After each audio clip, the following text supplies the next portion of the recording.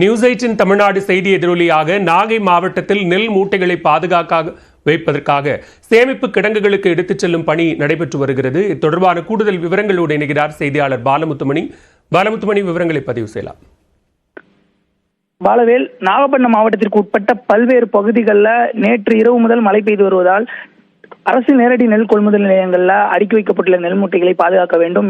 மேலும் திறந்தவெளி நேரடி கொள்முதல் நிலையங்களில் உள்ள நெல் மூட்டைகள் அணைவதாகவும் இன்று காலை செய்தி வெளியிட்டிருந்தோம். அதன் எதிரொலியாக மாவட்ட ஆட்சியர் அவர்களின் உத்தரவின் பேரில் SRM உள்ளிட்ட பல அதிகாரிகள் நேரில் ஆய்வு மேற்கொண்டு தற்பொழுது அந்த நெல் மூட்டைகளை உடனடியாக குடோன்களுக்கு அனுப்பி வைக்கும் பணியில் ஈடுபட்டு வருகிறார்கள். அது தொடர்பான காட்சிகளை நாம் பார்த்து வருகிறோம்.